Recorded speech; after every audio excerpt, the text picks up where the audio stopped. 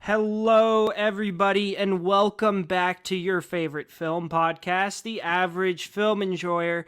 I am one of your hosts, Trey, and I am joined today by my lovely co-host, Evan.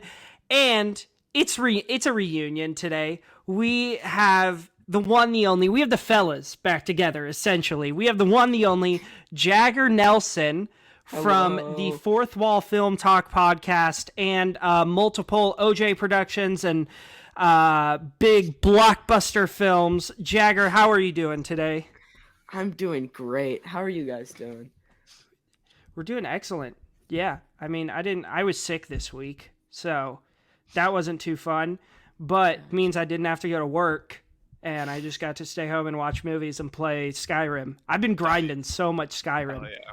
It's, God, dude, that game is so fucking good. Yeah. Also, can we talk about, or have either of you guys watched any of the new season of True Detective yet? No, not yet. No, I haven't to. seen anything. Oh, dude, it's so good. Yeah, I gotta get on it. I watched the first 3 yesterday. It's like if it has big time like John Carpenter The Thing vibes. Like it's because it's about like this like mass murder or these like 5 guys that die in this scientific study center in Alaska in like their like month where it's just night. And so it's called like Night Country because it's dark all the time. Oh my God. Oh, dude, it's so good. It's so crazy. good. I gotta watch that. I would definitely recommend that. But yeah, Evan, how are you doing? Anything big happen for you this week? Work has been fine. I was having a good day until about 3 feet from my door. I slipped on some ice, face first. Oh yeah, you messaged us about holding that. my cup of water, which spilled all over me.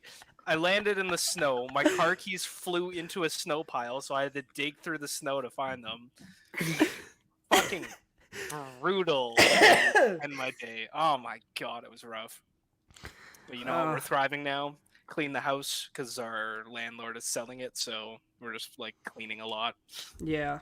But yeah, watch some movies. I saw the Zone of Interest again. I'll talk about that later. Yeah. Yeah, it's my girlfriend's going to a play tonight, which means that I am home alone and will be eating Chinese food and watching movies. W. Jagger, what about you? Anything cool, big happen this week, or just a normal week for you? I mean, it's about as standard as they come, you know? Yeah. School, movies, that's how it goes. Yeah, for sure.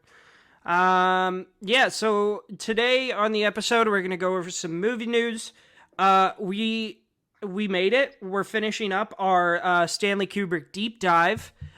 Be sure to click on the survey in the link down below to vote for who you would like to see us do a deep dive on next. I voted, so all of you should too. Yeah. If you don't want me to yap about Tenet for like 3 or 4 hours, go vote. Yeah. Christopher Nolan is leading the way right now with 5 votes, and bringing up second place is David Lynch with 3 votes. So go put your vote in. We got directors on there like M. Night Shyamalan, John Carpenter, the Coen brothers, David Fincher, James Cameron, Ridley Scott, Denis Villeneuve, and Catherine Bigelow. Just some banger directors out there. So go vote for who you would like to see us do a deep dive on next. And then at the end of the episode, we're just going to go over what we've been watching, yap about that for a little bit. So it might be a bit of a long one today, but I'm sure it'll be very entertaining. You guys had me at the potential of a full episode about M. Night Shyamalan's masterpiece, Last Airbender. Oh God, dude, I don't want to watch That's it. why we put M. Night Shyamalan on there, because it would be so fun, because he has a few movies that are honestly fucking bangers. Like Unbreakable is so fucking good. The Sixth Sense is dope. Signs is dope. The Village is dope. But then he has some that are like really shit. Like old. Old was Fuck so old. bad. Oh my God, I hate that God. movie so much. I mean, if I'm gonna be here, I'll drop the hot takes. Old is a 3.5-star movie. Yeah, I know. That's Last ill, Airbender is dude. like a That's a 2. 0.5. Yeah. They're Oh both my God. 0.5s. Whoa. And they completely somehow, because in old you have Gael Garcia Bernal, who is genuinely one of my favorite actors, known from Amores Perros, Y Tu Mama Tambien. He was also a voice in Coco. Somehow M. Night Shyamalan makes him a bad actor. He's so bad in this movie. Everybody is so bad. Yeah. It's just, God, dude, I hate that movie. Yeah. With a burning passion. But let's get into movie news. We're going to get the sad stuff out of the way.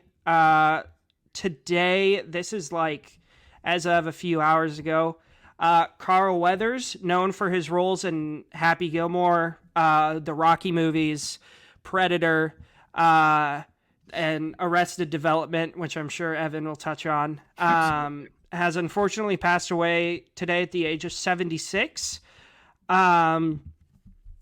I mean, this is a huge loss. He's been in so much stuff, and he's always such a delight. So I was wondering, what for you guys, if you have one, what your favorite Carl Weathers role / movie is. I mean, not to take it from you, Evan, but Arrested Development is peak television. Get a stew going. Yeah, I think that's top 5 shows for me. I think he's incredible in everything he does. I think we could just, I mean, if I'm gonna take the obvious answer, I'll take Rocky. I think he was great in Rocky. I'm on the further end of the Rocky fan base. I think it's like a 3.5 personally. But I do think he was great in that. I think he was great in Rocky too. I think he was amazing in Happy Gilmore. But I'll pass it over to you guys. What are you thinking? I mean, Evan is Arrested Development, right? We were talking about this. We were just talking about this. He is so funny. Like, Tobias goes in, he's paying him all this fucking money to get some acting classes, and all Carl Weathers is doing is like rizzing up his wife and making stews. It's so fucking funny. But like, I have to shout out Happy Gilmore because that was like one of the first movies that I saw when I was a kid. Just hysterical. Yeah, I've only seen the first Rocky. I mean, who can forget about the fucking bro handshake that him and Arnold cooked up? It's in Predator. That's what I was gonna say. That's my favorite. I fucking love Predator. It's awesome. Insanely cheesy and so fun, and Carl Weathers is so good in it. I just a very sad loss. But to move on to some more exciting stuff, today we got a trailer. Before this, I need to talk about at the Super Bowl, Nickelodeon will be premiering a new updated version of Sweet Victory, freshly animated, and it is going to be the greatest fucking thing ever made. Because Sweet Victory might be the greatest song of all time. W. It's the only reason I'm going to watch the Super Bowl. I probably won't watch the Super Bowl, but that's okay.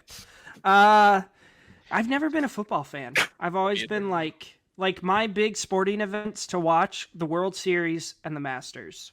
That's it. Just the Masters for me. Golf is. Do you watch golf too, Evan?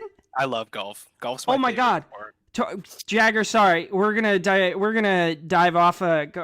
Just go on a. I don't know what you call it. I can never find the words for what we do. Tangent. Go on a tangent. Thank you, Jagger. Who's your favorite golfer, Evan? Shit, I gotta pull his name up. I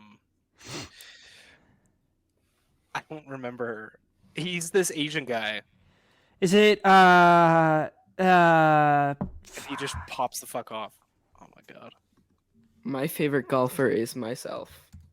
Do you golf, Jagger? On occasion, yeah.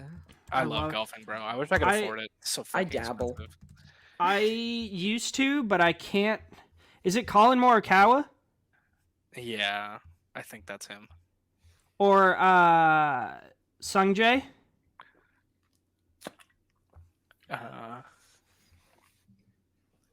Well, whatever it is.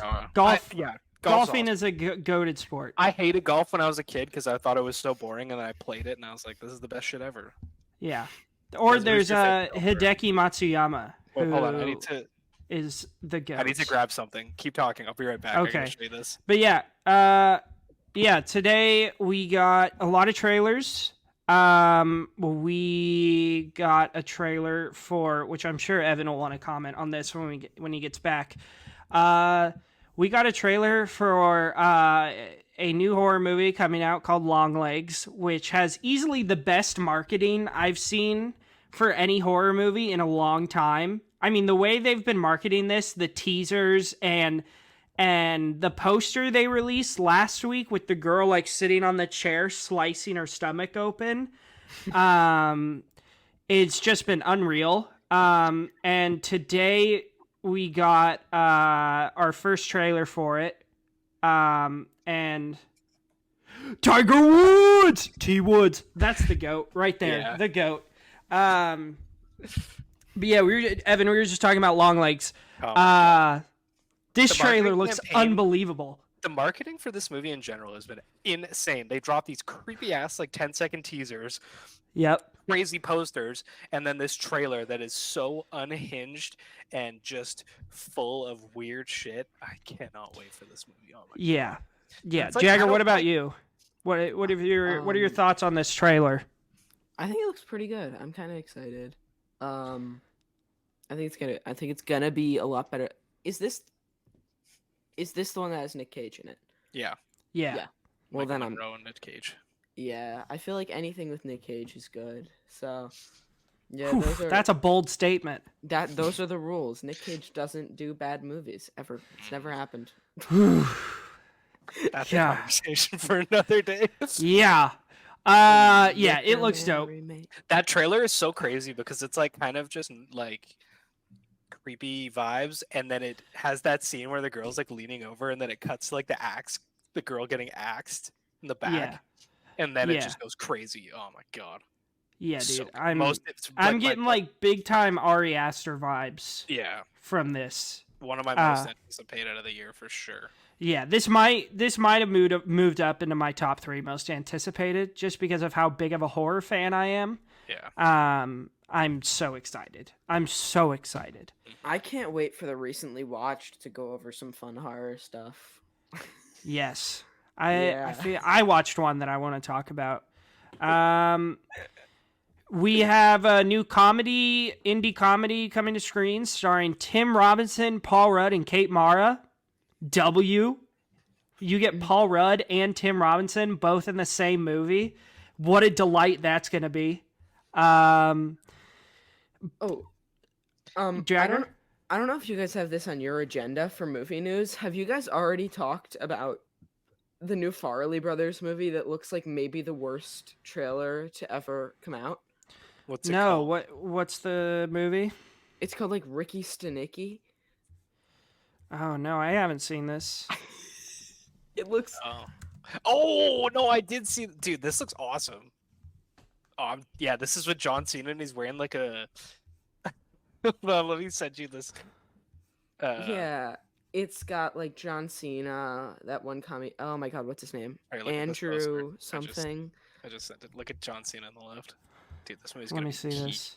He's wearing like a cheerleading. Oh outfit. my God, Zac Efron's in it. Andrew Santino is in it. That's. I've met Andrew Santino. Oh, He's a really? super nice guy. Yeah, when I was working at Bandon out on the coast, he was golfing there, and I was like, "Holy crap, that's Andrew Santino." Hell yeah. Yeah, he's a cool guy. Yeah, I mean the Farrelly brothers, they've got some good stuff. They've also got some really bad stuff. So yeah, we'll see. They did Champions from last year? Yeah. I liked that movie. It was fun. It was sweet. It wasn't anything more than that, but it was sweet and enjoyable. Do you guys like Green Book? I'm a Green Book defender till the day I die. I did. I haven't seen it in a while, so I can't say. That's fair. I liked it when I saw it in theaters, but I don't really think it would hold up now. Yeah. Let's see. Did you guys more see in this headline? news? A group of 40 people got locked in a theater during the screening of The Holdovers after employees forgot they were in there. Quote, at that moment, we just wanted freedom. We didn't know how to proceed. It was like we were orphans in there. What the fuck? That's a wild headline. That is a wild headline. So funny. to Jay's Holdovers review that I've seen copied a few times, but I think he was the first one I read, at least, that wrote the "This movie's got a hold over me" review. And I've seen it all over the place now, and it's got like 500 likes or something. Shout out to Jay for that one. Which Jay? Is it TikTok Jay or the Jay we've had on the pod? Pod Jay. Pod Jay. Oh, Yeah. He's great. Oh, we need to get him back on soon. I love Jay. We will try to do that for you guys. We got some major flops this week. Argyle, which I'm honestly really sad because I was looking forward to this so much. Yeah. I'm still looking forward to it. I'm not gonna let the reviews sway me. It looks The great. fact that discussing films spoiled this movie 3 years ago in a tweet is the funniest shit. Don't ever. tell me. I don't Can want to you know who the dismiss- real Okay, Agent Argyle is. So, 3 years ago, before this movie even had a name, they put out a tweet and it was like, blank, blank, blank will star as Agent Argyle, or as a secret agent, like, in this new whodunit movie or some shit like that. Like, they straight up spoiled who it is. Oh, I love that. That's so And funny. then they just, like, changed the marketing to be like, who's the real Agent Argyle? Shout out to Max And- for giving Argyle a 4.5. God, dude, what is happening? Oh, I mean, am I really surprised that he did that? Higher No, than the I'm zone of not. interest. I'm not. I'm not surprised that he did that. I'm now a mutual with Ferdinand, by the way. Oh, shit. Oh, W, dude. Be prepared to be enraged upon levels you have never experienced. Honestly, though, Ferdinand, shout out to Ferdinand. He's the best. Yeah, He's such a nice guy. Ferdinand gave me a rec this week that I watched. I'll talk about later. A shark movie, naturally. It was Ah. shit. Absolute Yeah. shit. Also, that Jenna Ortega and Martin Freeman one came out this week and is getting absolutely horrible reviews. Torch. I'm excited for it. I mean, I'm not gonna see it. It's just not one of those movies, but I Oh will my see it when it God. comes to streaming. I don't Yeah. know. Attack of the 50-Foot Woman. Tim Burton is directing a remake with Gillian Flynn. I'm That's a bad excited for idea. this. Dude, I saw a Whoa, tweet about this and okay. it was so funny. It was like 50 years ago, people would be scared by a 50-foot woman, and now in 2024, people are literally begging to be stepped on by a big mommy.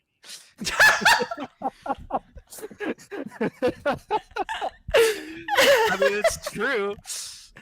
Oh, that's so good. No, I'm excited. I'm excited about that. Gillian Flynn is also the author who wrote Gone Girl. So I think this could be really good. I'm looking forward to it. On the topic of Jenna Ortega and Tim Burton, they revealed the official name Bro. for Beetlejuice 2. Genius. Did you What see is this, it? Gray? No, I didn't. They changed the name to Beetlejuice for Beetlejuice 2. And the poster is like the ticket he gets at the end of Beetlejuice with the release date written on it. Oh, that's now sick. now they need to make a third one that's called Beetlejuice. Yeah. I mean, obviously that's the plan. Yeah. If they're naming that the second one is to come out with a third one called Beetlejuice. Yeah. But yeah. I think that's all the stuff that I wanted to touch on. If there's any other things that you guys want to touch on. There is some 2 things related to The Last of Us, not movie news, but TV/video news. We got a new casting, not sure for who yet. Catherine O'Hara from Schitt's Creek and many other things cast for season 2 of The Last of Us. W. And for all you epic gamers out there, Neil Druckmann has now seemingly confirmed that Last of Us Part 3 will be happening. Ooh, W. Yes. that's pretty cool. It's a PlayStation exclusive. Kind of. So. The first one's on PC now. Second Oh one. shit! That's why I need to get a fucking PC, dude. All I have is Xbox. Yeah. Oh shit! Did we already talk about Lamorne Morris and Dylan O'Brien joining SNL 1975? Did we already talk about this? I think we talked about that last week. I didn't know. I knew Dylan O'Brien. I didn't know Lamorne Morris. Dude, I love I'm so Lamorne. excited. I'm so fucking excited for this. W. Yeah. Yeah, I think that's it. That's all I really wanted to touch on. Oh, and the new Guy Ritchie. Oh wait, we talked about that last episode too. The new Henry Cavill Guy Ritchie movie that looks wild. It's gonna be peak. Love Guy Ritchie. He's a goat. Always. Yeah. So let's get into it. today we are finishing up I think it's been like 7 or 8 episodes that we've been doing this.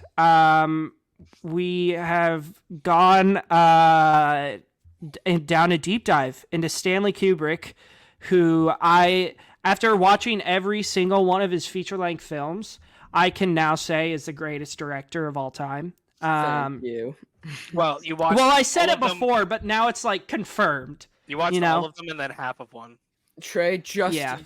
just you wait until you get into Akira Kurosawa. Things will change. I'm telling you now. Yeah, maybe. I don't know. But for the time being, let's Yeah, but I mean, we have watched some real bad ones. We started out, Evan wasn't even on the pod. Yeah, I haven't even seen those movies. I need to go back and watch them. We started out with Killer's Kiss, I believe, and no. Yeah, we did Killer's Kiss. Oh yeah, Fear and Desire and Killer's Kiss. We started out with those, pretty terrible. Fear and Desire. And we also watched some of the greatest movies of all time, including 2001, The Shining, which, by the way, is one of our better performing episodes right now. Very proud of myself with that thumbnail. Goes hard as fuck. Yeah. Yeah, and it's been quite the journey. But we are excited to finish it up today. To review his last 2 films as a director. We're going to start out with Full Metal Jacket. Hell yeah. So this was released 7 years after The Shining. Full Metal Jacket, 1987, stars Matthew Modine, goated, Adam Baldwin, who is amazing in this.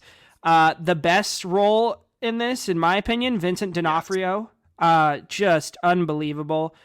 Dorian Harewood, Arliss Howard, just some great names in this film. I think the IMDb rating is like 8.3. Yeah, 8.3 for this film. It should be higher. This is the best war movie ever made. Average rating of 4.2 on Letterboxd. A pragmatic U.S. Marine observes the dehumanizing effects of the U.S. Vietnam War has on his fellow recruits, from their brutal boot camp training to their bloody street fighting and hue. This goes well with our platoon talk. It really does. I wish we could have like added this on to our platoon talk, because I feel in the way that they handle the Vietnam War and the way the story is told, they are very, very, very similar. Yeah. But yeah, let's just hop right into it with your guys' opening thoughts. Jagger, since you're the guest, I'm going to shoot it to you first. What are your opening thoughts for Full Metal Jacket? And I have Full Metal Jacket at like a very low 5-star. I think it sort of borders between 4.5 and 5 for me.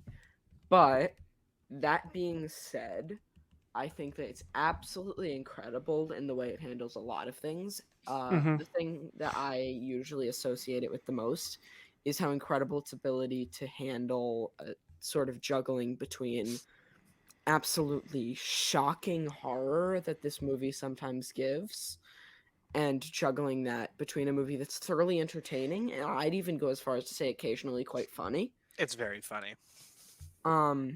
So I think that in the manner that it handles those two genres, it handles it really well, which obviously light work for Big Stan over here, but I think on a lot of levels it is a cinematic achievement. Yeah. Yeah. Evan, what about you? Yeah, I love this movie. I don't think it's the best war movie of all time. Whoa. I think the first half of this movie is perfect, genuinely perfect. The pacing is crazy. It's funny, haunting, very intense. Arlie Emery is maybe one of the most entertaining characters ever put on screen. I think that after Private Pile kills himself, and that first like 30 minutes in Vietnam, I find is like way worse than the rest of this movie, and Hmm. it just kind of drops off my attention for me a lot. But then the last 20 minutes when it's the sniper holdout battle part, Oh my god, dude. it's perfect. It is genuinely perfect. It's immaculate. The lighting with the fire all around. Oh my god, it's insane. It's genuinely perfect. So Mm-hmm. I think that first bit when they get to Vietnam is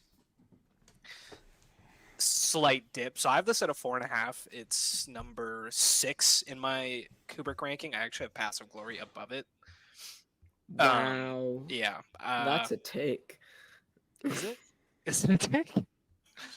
I don't think that's a take. I have Paths of Glory at 5 stars too. And I Yeah. have this at 5 stars. Yeah. I was gonna say, like, we can get into this more, but I just want to kind of like put the idea out there really quick because I'm curious. I don't know if you've seen Platoon, Jagger, but I have not. Ooh, I think that, highly recommend. yeah, I genuinely think that the way that both these movies try to show the impact of the war on people, I think Platoon does it better. Ooh. I don't think Platoon's as good of a movie. It's definitely not.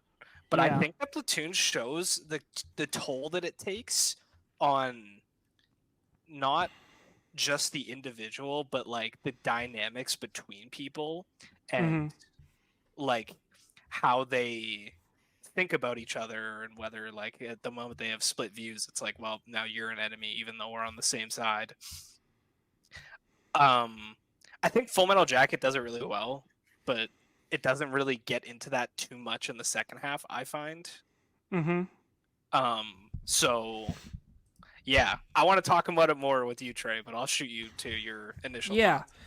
thoughts. Can I ask what is you said Paths of Glory is your Yeah. favorite war movie? No, Thin Red Line is my favorite war movie. Oh, Terrence Malick, of course. So this is my number one war movie. Yeah. I think this might be this and Paths of Glory are the only war movies I have at 5 stars. As I've talked about, I'm not the biggest fan of war movies. It's just I don't like have a problem with them, but it's just not a genre that I am jumping to dive into. So this one I rewatched it this morning. I double featured it with the other movie we'll talk about today. But this one, the first watch, it took me a while to get around to it. Again, just because like war movies aren't my first choice when it comes to picking a movie to watch. But yeah, this is my number one. I think there are a lot of parallels that you can draw here to Platoon, in the fact that even so, like obviously Joker, to kind of just get into it, Joker is our main character. We see everything through his lens, which might I say, Matthew Modine gives an amazing performance. So good. But we see everything through his lens. And I feel like his character this entire movie is like this kind of like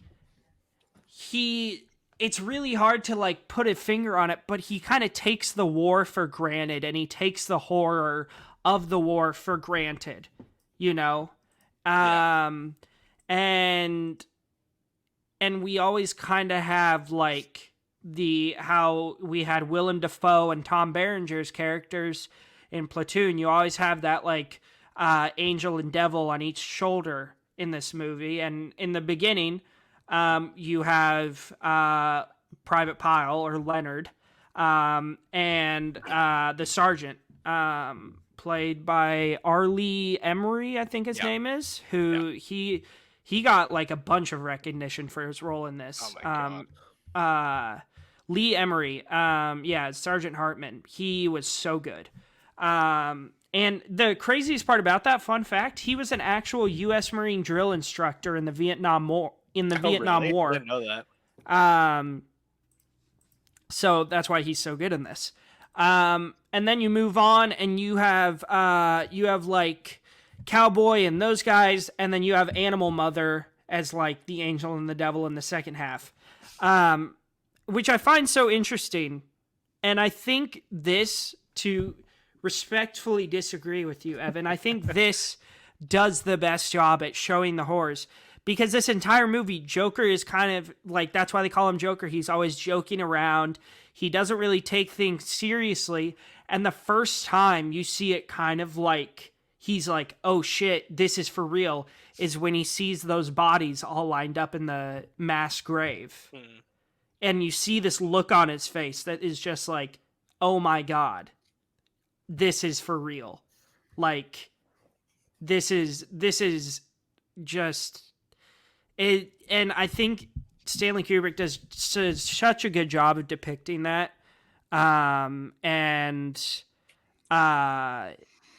You even get it at the end when he shoots the ending, when he shoots the injured soldier, the injured girl in the head.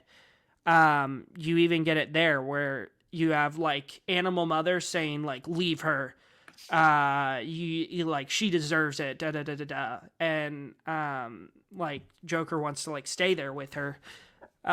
So I think there's just a lot of interesting moral dilemmas, and morality is a really it's really handled in an interesting way in this film. Yeah. These are my favorite kind of war movies that are like superhuman. I think you would love Thin Red Line, Trey, because that movie is like. Evan, have you seen Come and See? Yeah. I've seen it. Yeah. Probably will never watch it again. That movie is painful. Yeah. God. But I mean, Jagger, what about you? What are your favorite parts about this movie, especially when it comes down, because there's a lot of big themes that are handled here. Yeah. There's a lot of big themes that are handled here, yes. I think that there is some kind of meaning that goes just beyond it being a Vietnam movie. I think that there are deeper concepts hidden within, as you get that with a lot of Stanley's work. I think to say a favorite part of this movie is rough, you know, because a lot of this movie is very harsh. Mm-hmm. I think the scene I respect the most, I think Vincent D'Onofrio gives killer performance in this movie. And I think in the scene with the pillow sheets or the pillow covers, he gives great performance during that scene. It's a scene that really, like, it hurts to watch. Yeah, it's a tough one. You have obviously the scene in the bathroom, so perfectly executed. Mm-hmm. I think when you go to the drill sergeant scene, I think that that's the only scene I would really consider a favorite, for the sheer purpose that a lot of the other scenes in this movie were like, oh God, that's something, you know? That sniper scene, there was one part of the movie where they're like behind lines and there's just somewhere where they're staying and they're making like a documentary kind of thing back there. Mm-hmm. And there's a scene where they just pull out a Vietnamese body and it's just kind of sitting there in like clothes and they like have it sat up. Oh yeah. It's a lot of imagery in this movie that I still can't really shake. Some really harrowing stuff. But I think past all of that lies a near perfect film in technical regards. But as far as Kubrick's work as on an enjoyment scale, this is definitely not at the top of the top. But I think that it is very high up, like top 5 for me. Yeah, I mean, this... I don't know where this is in my Kubrick ranking. I need to pull up my list. But yeah, I mean... I feel like this movie, it's like split up into like, it's like 2 separate movies. Yeah, it is definitely 2 separate movies. Like after like Gomer or Private Pile like shoots himself, it like completely changes tonally. Yeah. Might I say, that scene in the bathroom might be one of my all-time favorite scenes. It is so damn good. The score, that is what I really noticed on this watch, is the score here is just, especially in that scene, it is just unbelievable. It is so good. How many times have you seen this? Me? Yeah. This is my second time. But yeah, I mean, the score in that scene is just so good. But yeah, I find this movie just so rewatchable. Yeah, it's weirdly rewatchable. I think I would maybe like it better on a second watch, kind of knowing what I'm getting into, because I didn't know anything about. I only watched this for the first time like in December, I think. All I knew was I'd seen the bathroom scene before, like on YouTube when I was like 15 or whatever, and like that's all I really knew. These are the all-time great acting performances. Yeah, I used to watch those videos too. Yeah, I had seen like Watch Mojo clips of this movie and all that kind of shit. But I didn't really know anything else about the rest of it, and so yeah, I'm curious to see if my perspective changes, like knowing what I'm getting into. Yeah. And yeah, like I cannot understate how fucking insane this sniper showdown looks. It is some of Stanley Kubrick's best visuals. Like the way when it's daytime during this scene, it's really beautiful, and then the sunset kind of kicks in and you get like these insane shots of the sun with fire just everywhere. It's nuts. And it's super tense too. And you've got this one guy in the middle of the field just taking shots, getting absolutely shit on. And they're like just trying to figure out, oh my god, it's my favorite part of the movie by far, is the last like 20-30 minutes. Yeah. Those shots where each of them gets shot and he like switches into slow-mo. Yeah. But yeah, I'm wondering for you guys, for our next review, I'm really going to take a back seat and just let you guys yap, because I know how much each of you love it. Yeah. But where does Full Metal Jacket rank in your Kubrick ranking? Yeah, it's 6th for me. Six. I could see it maybe going up. I'm not sure. But it's I think 6 is pretty comfortable. It's right above let me look what it's above. I mean, if I try and put it into perspective, I could name Kubrick movies I like more and Kubrick movies I like less. So he did around 12, right? Yeah. 13. Then 13. I'll put it at 6. 6. Okay. I have this right above Clockwork Orange. Wow. Can we backtrack for a second? Since I wasn't here. Clockwork Orange conversation. Real quick. Yeah. Clockwork Orange is top 10 films of all time for me. Absolute masterpiece in every regard. Neither of you have it at 5 stars? No. We watched this together too.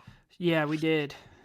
I don't know. There's something so inherently off about this movie that, number one, it doesn't make me feel good watching it, but it's not in a way where I'm like, oh, this is so effective and how uncomfortable it is. It's more that just the movie kind of flows weirdly for me. Yeah. And I think that once he gets out of the program, the last like 20 minutes or whatever, feels slightly tacked on almost. No.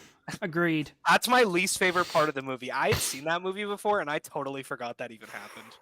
I really think that ending, my god. I think the first like 40 minutes when it's just him and the boys fucking around and drinking milk is like, That's the best part of the movie. it's like fun-ish. Okay. The vibes are really cool.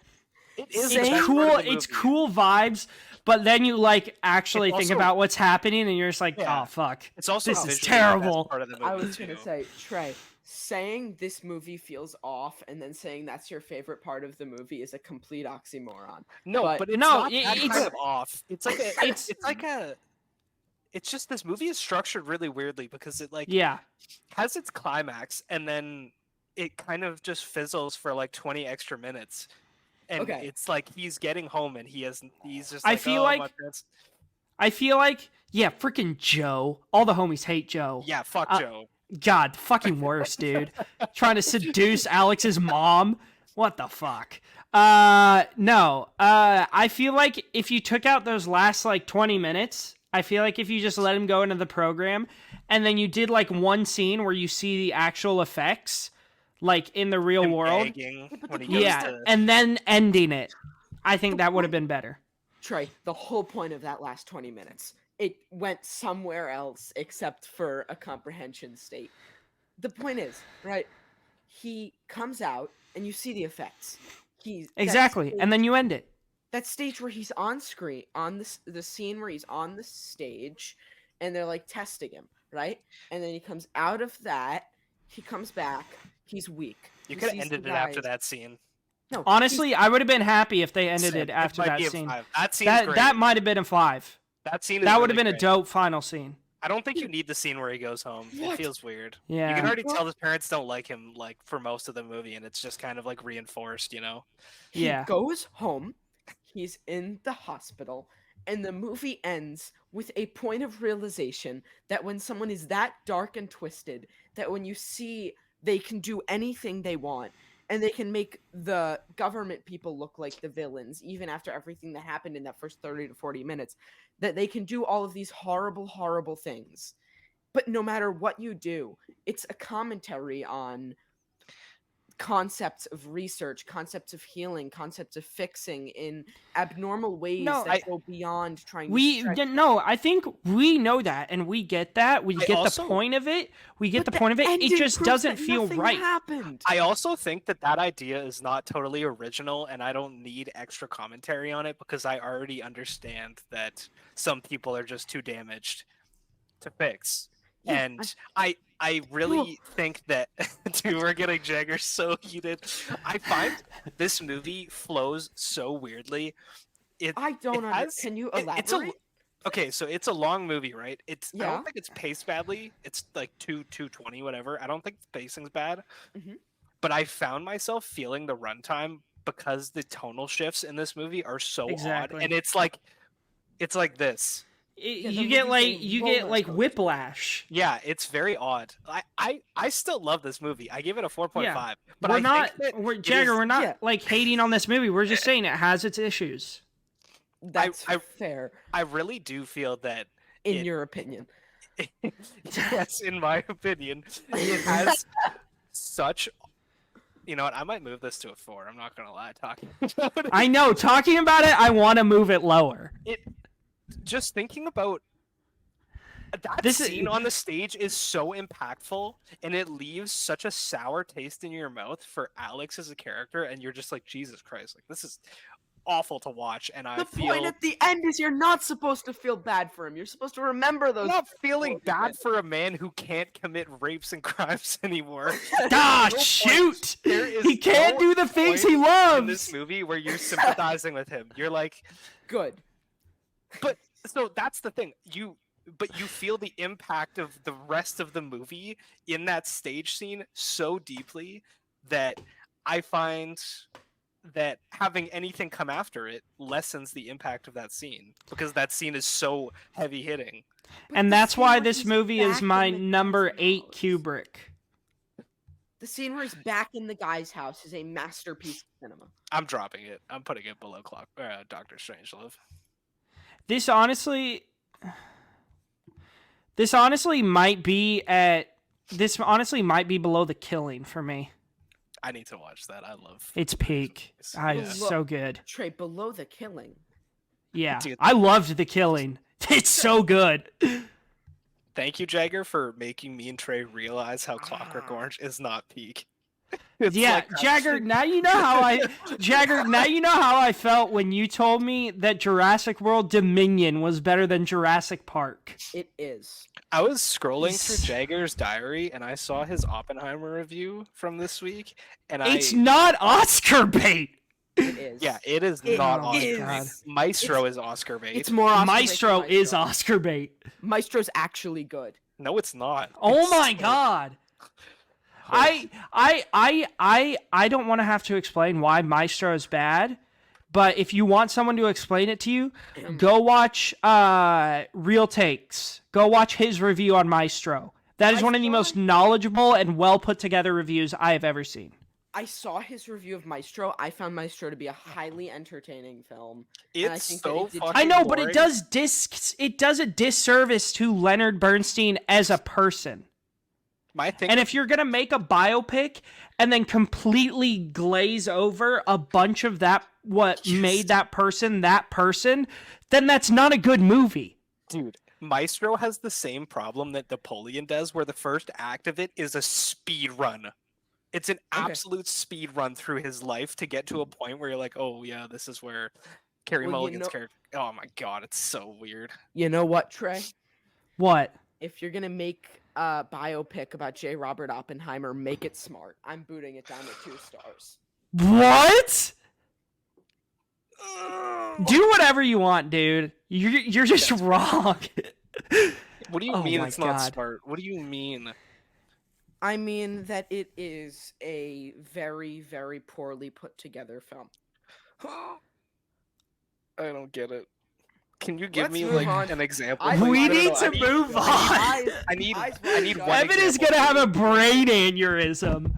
I need Um, one Wide Shut example is a of how great this is. movie. Wait, before we move on, I need one example of how this movie's badly put together. I just Okay. need to get it's here. perfect. The sex scene in Don't Look Now adds more to the story. Good God! What's Don't Look Now again? Don't Look Now is that really garbage 70s horror movie where there's a 10-minute sex scene that intercuts with scenes of people drying their hair. Dude, the sex scenes I've in never seen that Oppenheimer are movie. essential to the story. They truly are. Okay, well, the sex scenes in Oppenheimer are about as relevant to the story as Joe Coy is to modern art. Oh my god! All right, that's fucking crazy. Both of them are extremely What? essential. Okay, I can't. Let's go. Let's talk about Eyes Wide Shut. Oh my god. Give me 1 sec. I'm gonna go fill my cup of water. I'll be right back. Dude, I can't. I'm not gonna cut this out, by the way. This is. No, please, Oh, please don't. my heart hurts for you, People need Jagger. to hear the unbiased truth. People need to hear the unbiased truth. How is like what me? How is having this at a 5-star biased? A Like biased untruth? Because How I it- don't know how you got there. because it's an immaculate film. It's an amazing film. It's so good. I believe that there's more. Bro, I'm wearing headphones and I can hear Trey yelling through the other It's room. so, dude, and even I take everything you say about this movie with a grain of salt because you said that Killers of the Flower Moon has a better score than this. And there's more food for thought in Human Centipede 3 than there is for all of Oppenheimer. Dude, oh my god, that what I saw that in You are wrong. I saw Human Centipede 3 in your diary. That is a whole different beast to tackle. What do you mean there's no food? Oh my dude, that's God, dude. This podcast better blow up or it's not going to be worth Yeah. it. All this pain that my heart is feeling. Oppenheimer is a bland, stale. I'm watching movie. Oppenheimer That's what I tonight. mean. Okay, Dad, come here. My dad, who doesn't love biopics, thinks Oppenheimer is pretty good. Yeah, pretty good. 2 stars is not a bad review. Pretty Yes. good. 2 stars is literally the definition of a below negative review. It is below half. I mean, yeah, I think it is below half. I'm getting broken, bro. You don't think it is below half? Oh my god! I Yeah. can't. 36 out of 100. Oh my. That's God. literally. I can't handle this. Let's move on. I'm gonna have like God, dude. Oh, I might need to take 10. If you want to take 10, I got to figure out my guidelines for my rating numbers.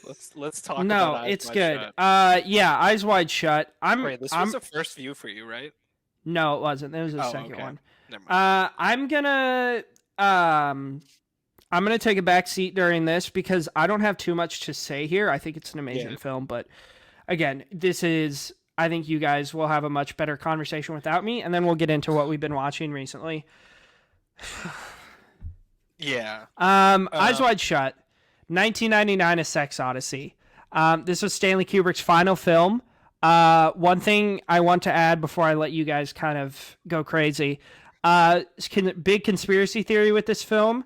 Yeah. There is people think that there is 30 minutes. There was 30 minutes cut out of this Tom where Cruise confirmed it. Stanley Kubrick basically exposes a bunch of the Hollywood elite for being a huge like sex cult. I think it's fun to think about that. It's probably not true, but I mean, it's the same thing with like how apparently Stanley Kubrick filmed the moon landing. It's bullshit. You got Tom Cruise. You got Nicole Kidman. This came A out lot of after. Nicole Kidman. Yeah, this came out 12 years after Full Metal Jacket. After Dr. Bill Harford's wife, Alice, admits to having sexual fantasies about a man she met, Bill becomes obsessed with having a sexual encounter. He discovers an underground sexual group and attends one of their meetings, and quickly discovers that he is in over his head. So the word sexual is used 3 times in this synopsis. So that should give you a good idea of like the Very rating of horny this movie. movie. Very It's extremely horny. But yeah, I'm going to hand it off to you guys. You guys can have a conversation. I'm just going Yeah. to sit here and meditate on Jagger's insanely ill takes. Okay. Eyes I'm Wide Shut. Oh, Oh, okay. So first, I would like to quickly, Trey, you're still listening, right?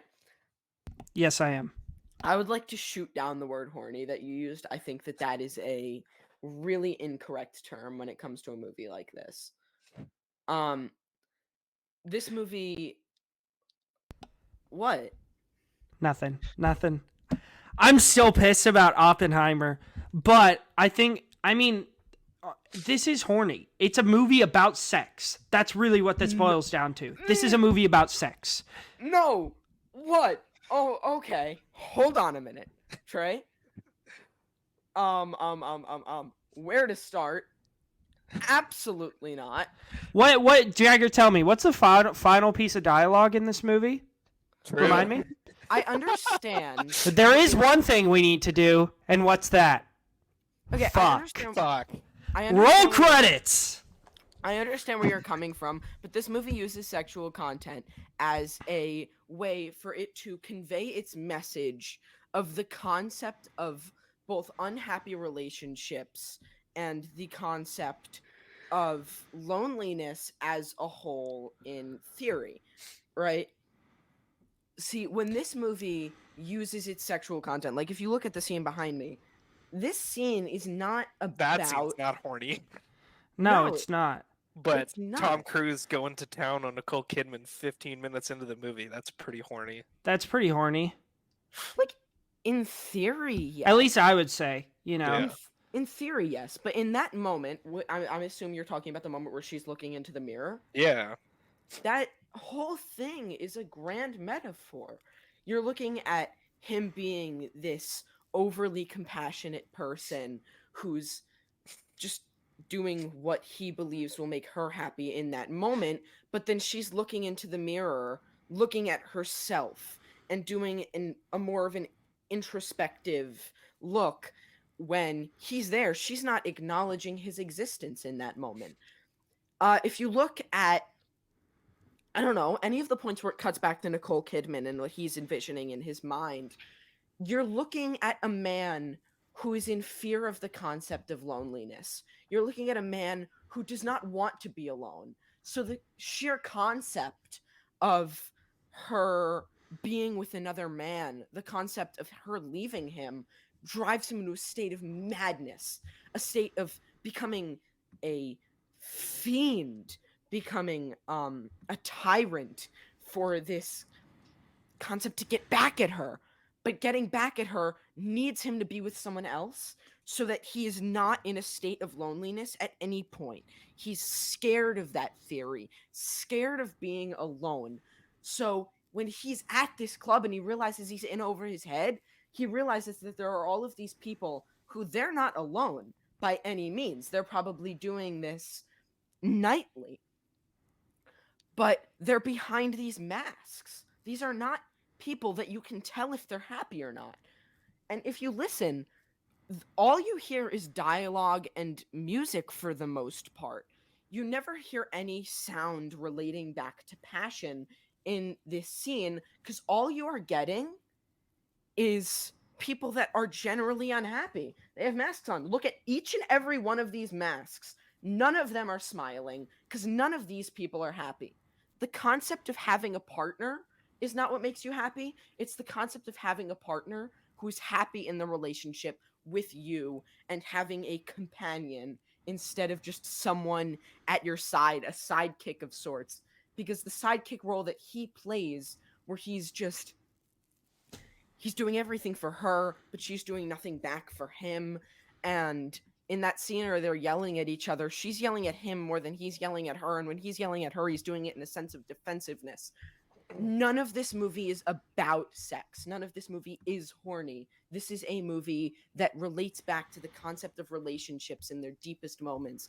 Sex just being a way to convey people at their most passionate and just tie back to the message instead of just using it as a way to be a horny movie. This isn't 50 Shades of Grey. The words of Tom Cruise in a documentary about Stanley Kubrick, if Stanley Kubrick wanted to make a sex movie, he would.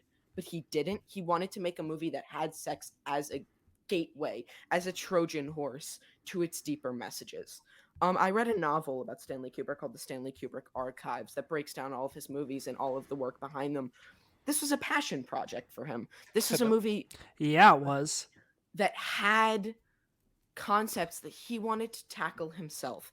He said in his own words that it was a love letter to his wife and a love letter to the fact that they had a happy relationship, that they were consistently happy, and they were not ever in a situation like this because no matter what state of the relationship they were in, he said that they constantly felt fulfilled by each other, that they were happy, and that no matter what was going on, grief, they were up highs and lows, that they were always consistently happy having each other and not having to worry about other people around them. And then he had kids, he had other relationships that were all tied in. And he said that this was a love letter to his whole family, right? And if you say the movie about the guy's kids is a sex movie, makes you look pretty weird. Deeper levels are just Okay, I didn't want to didn't interject really quick. I do think that me and Trey were talking surface level. Yeah, I about never these said it's a scenes. sex movie. I'm just saying Um, there's a considerable amount of sex in this Me movie. and Trey were definitely just Yeah. like surface level. Oh, It's horny. okay. I Alright. really appreciated your rant, and I do want to touch on a few things. Do you have anything first, Trey? No, you guys Okay. take this one. I'm gonna So, sit this one out. I do agree with you a lot about what you said and how, especially with the scene in the mirror, I do think that. I mean, you're saying that like sex is like a Trojan horse, but also like sex is the most intimate, pure form of like compassion almost, and Mhm. maybe that's why like Tom Cruise is so fucking furious. It's not like, oh, my wife cheated on me. It's that like she's getting to experience that with somebody else that's not him. Mhm. And like I think it's really interesting how, especially like when she has that nightmare, that one scene when they're in bed. I can't remember. I didn't get a chance to fully rewatch this today. Because I was at work. I'm gonna pull up the IMDb. But you know Yeah. what scene I'm talking about? Like, Yes. she's so distraught. Like both of them feel like shit for most of this movie, and it's that final line, like "Let's fuck." It's because they know that that's their purest way to get love back because sex is. I mean, it's like you said, it's the vessel to deliver love, Mhm. and like I think a lot of the whole like I don't really know. I don't really thought about this, but I feel like I'm in a therapy session. Jesus. Like this sex cult, like they're using this to, enhance their own lives because it's such a pure form of intimacy. Like it's the rawest form there is. No pun intended. Like you have this Jeez, we're scene. just going all out Yeah. for the sexual Yeah. innuendos. Like this scene behind you, Jagger. It's they're all cloaked up, and then you like press play, and 2 seconds later, everybody's naked, and it's not sexual right away, but it's just like the rawest form of human of being human that there is. Like I think that that's the main use of sex in this movie, is just to show like the purest form of a human that there is. Yeah, and I could see where you're coming from, and I think that it does tie in a lot of ways, right? Like I said, sex is used as a conveyor belt for many, many things in this movie. I think that there's a weird way that and if you watch back at the scene, uh whenever he's walking through the room with the lady, right? And they're walking through that room, and shout out to Babylon for recreating that scene. That was pretty sick. Yeah. But they're walking through that room where everyone is naked and everyone in there is having sex, right? You don't ever see anything in that scene because there are people blocking everything. Now, I mean, if you watch a lot of R-rated movies, they could have shown a lot more than that. They very well could have. But they didn't. Because in a scene like this, it's meant to be taken in an artistic way. Artistical is not a word. It's meant to be taken in a very artistic manner. Because I mean, I could have sworn I heard it somewhere. I don't know if it was Malcolm McDowell talking about it. Maybe it was Tom Cruise. And it was in one of the documentaries I watched. Stanley Kubrick made this movie knowing that there were going to be people that went to see it that just saw it as a movie. And in no offense to either of you, he knew that there were going to be people that just saw it as a movie that just had a lot of sexual content, and that's what the movie was. So he made it as a movie that people could digest as that and still understand and appreciate. But he also made it as a movie that if you take it on deeper levels, you're able to see all of the many, many concepts that get broken down. And he didn't want those scenes in this club to be too overtly just look at this. I can put sex in this movie. I was and I just can do reading the things I want. an IMDb trivia that says Stanley Kubrick reportedly watched movies like Showgirls, Basic Instinct, and Fatal Attraction during the editing phase to get an idea of how to shoot explicit scenes and still retain the R rating. And by the way, Showgirls is rated NC-17, so someone had it wrong there. But if you do really break down the scenes from the sex cult party thing, you'll notice that a lot of it, although graphic in nudity, is never too graphic in its sexual content, because it's not just, look, I can put sex in this movie, so I'm going to.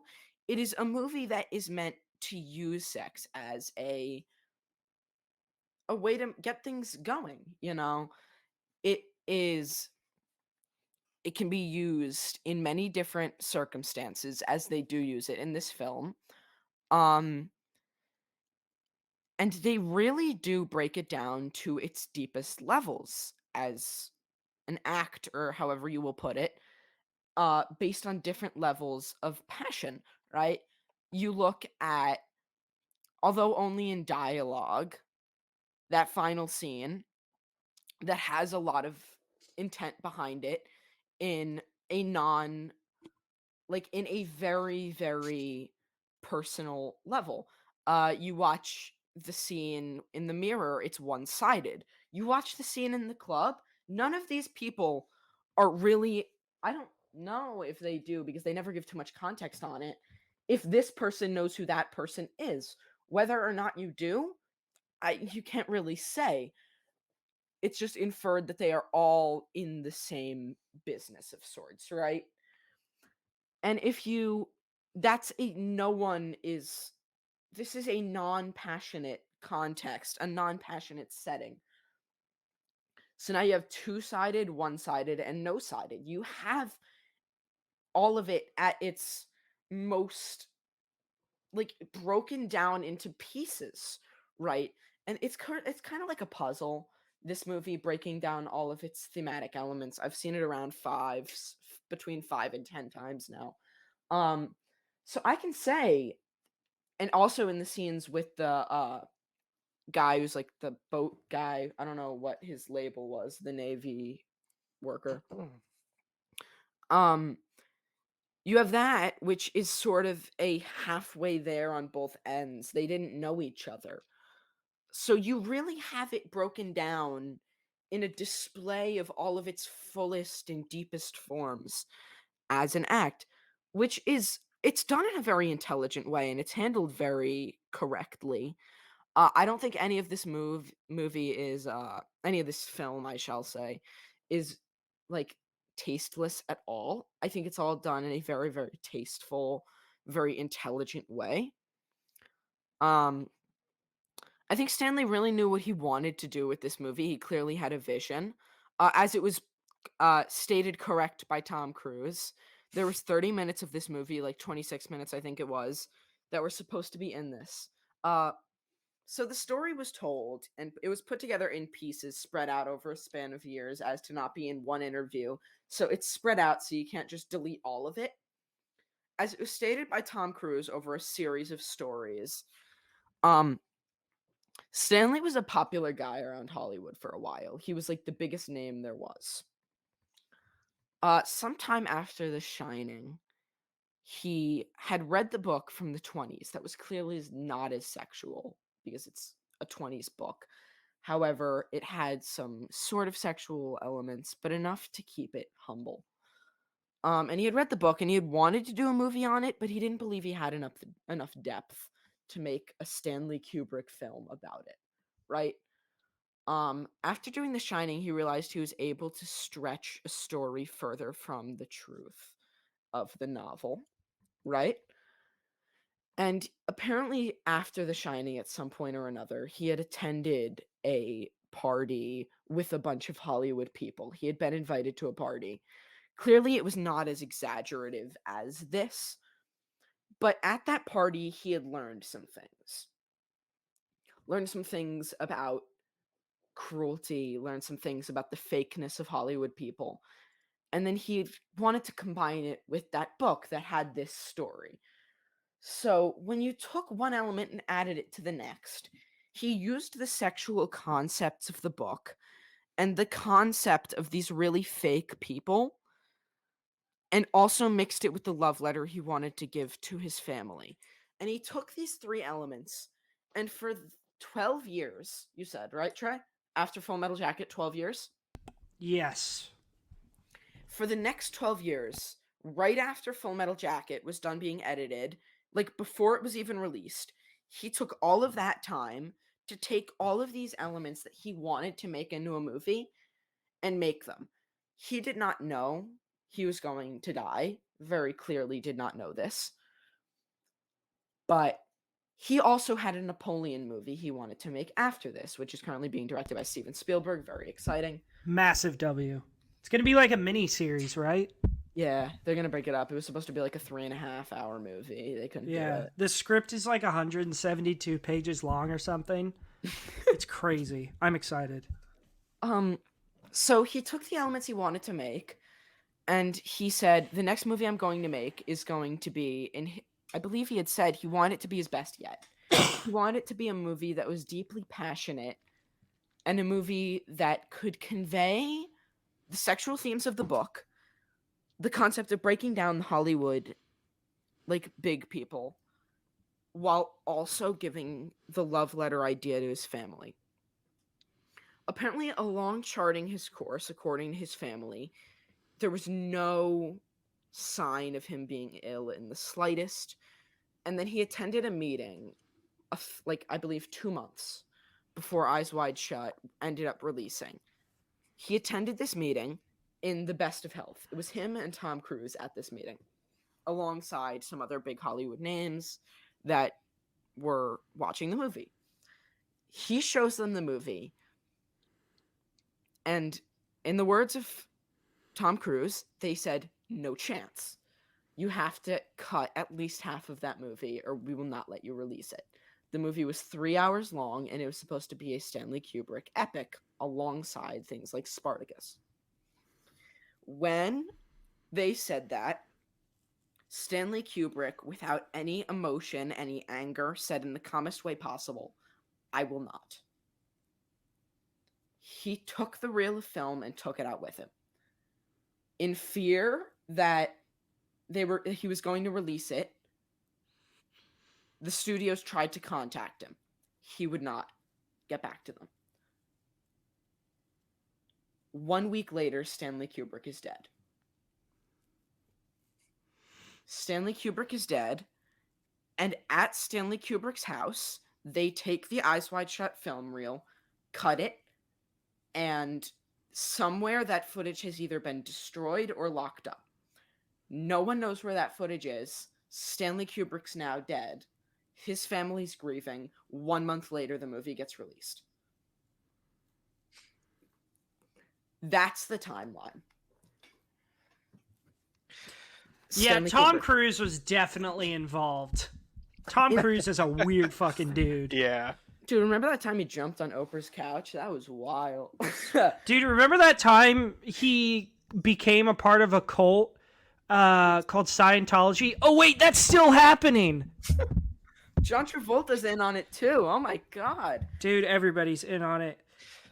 But yeah, I mean, there's a Fucking lot of crazy. depth behind this movie. Everyone wants to know what that final 30 minutes is.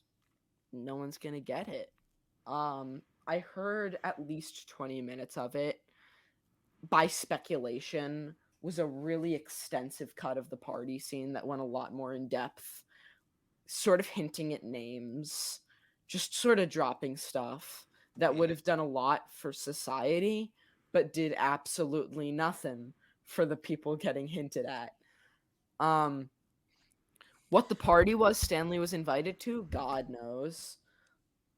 But Dude, I bet the final 30 minutes is in the president's book. You know, little National Treasure reference. Fucking W. Yeah, man. but yeah, Peak cinema right here. yeah, this is a movie that I hold in the highest of regards because it's a movie that is not only ambitious but stays very, very true, real, and raw, and tackles themes in an almost Lynch-like manner where they hide it behind. It's like a glass onion, you know, not talking about the Garbage Knives Out movie. It is a glass onion of sorts. It's like there's layers that are technically see-through, right? If you look at it at face value, some of it does pop out to you, but you need to peel those layers back yourself to see it in all of its glory. It's beautiful. It's a beautiful film. And I think that as far as movies with thematic elements, if you want a movie that's going to really rack your brain, you got to watch it a couple times, and it is endlessly rewatchable, Eyes Wide Shut is prime that. I don't know if it's endlessly rewatchable. I don't know, man. I've watched The it pacing is really good, but like, I've watched it several times with no issue. Like, I could turn it on now. I just find it as a movie that it's like Boogie Nights. I love watching it. It's just fun. Boogie But Nights also is fucking really- peak, man. PTA's best work. Would I call this the best thriller of all time? I wouldn't fight you on it. I know you guys probably disagree, but I think that this is don't know my about number 10 that. movie of all time currently. Taken 2. That's a take. I'm just kidding. I don't know what the best thriller. I mean, because thriller it's even harder to like generalize Dude. what a thriller is than I don't know, man. Oppenheimer. No Country is up there. Yeah, it's really, really, really a splendid film. If you haven't watched it already, I highly suggest you do. There's a lot of theories of what stuff in the movie means. I think I did my best. I made my best attempt to sort of break it down to the best of my ability. but there's more that you as the viewer could find out that maybe I just didn't pick up on. So give it a watch. Give it 2. Give it 10. Give it 30. I don't care. Just give it a watch. It's worth it. It's a good movie. Yeah, so following up Jagger's oral dissertation of Eyes Wide Shut, should we get into what we've been watching recently? Yes, I mean, please. First of all, we're done with Kubrick, Evan. Yeah. We have finished. We are done. And you ended on about as high a note as you could. Dude, I'm so fucking stoked for Nolan. Yeah, man. If you don't want to see us talk about Nolan for 6 weeks, go for David vote. Lynch and see more of me. Go vote. Alan's gonna be mauling on the Inception episode. Oh my god. Oh yeah, we'll definitely bring him on. So I have a midception defender. What? Oh no! Oh, also, you could bring me on from Midception Defender. Oh my god. Yes, dude. It is easily. I haven't seen Following, but I guarantee you, I'm gonna have that higher rated than Inception. I'll tell you I the think- honest truth. I've tried to put on Inception at least 10 times now. I make it like half an hour in, and I go, nah. Visually, it's awesome. Visually, it's really cool, and the Watch score is pretty solid, but Pretty it's just solid. not good. What the fuck? Okay. You want Nice another little Hans Zimmer's best Nolan score? That's You want more of That's the not two- even Hans Zimmer's best Nolan score. You Yeah, want to it bet is. you time is better than Oh my- Cornfield Chase. I wasn't Okay. even going to say Interstellar. I was going to put any of the movies from the Dark Knight trilogy. That score is above Inception That's and fucking Interstellar. Crazy. To save your guys' sanity, I won't go into my Inception concepts and my theory, my opinions. But if we're going to talk about about Inception, if you want to watch a great movie with rotating room sets, watch 2001: A Space Odyssey. Boom! It's a better movie. It's a better movie. And your lead actor doesn't have the acting and emotional range of a plant. Oh, Leo DiCaprio? Yeah, dude, that's easily Leo's worst movie. And I have The Departed at 2 stars. He's actually tolerable in The Departed. God. The Departed is Second awesome. best Scorsese movie? No, No. second best Scorsese movie goes to The Irishman. No. Okay. Yeah, Irishman is a 99 out of 100. On rewatch, Oh it might be 100 out of God. 100. Irishman is peak, man. What Scorsese's the fuck? Scorsese's best movie is Raging Bull. No, it's Goodfellas. It's It's good. silence. Goodfellas is a 4-star. It's And Interstellar's a 3, by the way. My bad. oh my. I had to drop it. I can't handle this. Jagger, have Wait. you even finished Interstellar? Yeah, I did. Okay. The more I think about it, the less I like it. Just didn't do anything. Just don't for think me. God. about it. Don't drop it anymore. I'm getting Okay. physically ill right now. It might just Oh. be that I'm really hungry. Wait, Let's talk about what we've been watching, so I can make you guys even more mad. have you seen Silence? Silence? No, but Yeah. I want to watch it. That's I really, my favorite. I really liked Last Temptation of Christ. So maybe another Scorsese religious movie will do me some good. Okay, let's get into it. Kick us off, Jagger. Okay, so I'm gonna go back to. Let's go 2 at a time each. So, Okay, I'll go Jagger, you back do 2, to- and then Evan, and then me. I only have 4 movies. I'll go to the Oh, ninth. fuck. I'll go to my second movie on the 19th, just because I don't have too. Oh, we're going all the way back. You're going all the way back there? Yeah, because I don't have too much, and Okay. Sure. yeah, and you guys probably have a lot more than me. Evan said he only has 4. 5. Oh, I have a good Okay. amount. Yeah. so my one from the 19th was The Human Condition Part 1, No Greater Love. I gave it 4.5 I need to watch stars. It was absolutely incredible. I'm gonna rewatch it this weekend because I just want to watch those all 3. I think that the first one was absolutely incredible. I just want to experience it again. I couldn't even write a review. I was so flabbergasted. Have you seen them Dumbfounded all? by it. No, I've only seen the first one, but I'm gonna rewatch it before I go back into the second and third. Dumbfounded by that film. And then my next one is Oppenheimer at 3-star because I watched it with my brother, and then I watched it again in a few days with my mom. Did you watch it with Frankie? Yeah, Yeah, what did he think? he thought it was decent. God, Frankie, man, tell him I'm disappointed in him. God, I expect more from Frankie. Okay, what do you guys got next? First 2 for me. I got I watched one called Starry Eyes, which is a horror movie from 2014. Kind of felt like Contracted a little bit, Evan. A little too much like Contracted. Yeah. But solid body horror. I mean, there's some solid scenes. 2 stars. It was fine. It wasn't anything amazing. And then after that, I followed that up with 1970s Wanda, directed and starring Barbara Loden. It was pretty good. Not really my thing, you know. But I can definitely see the appeal. Really well done film.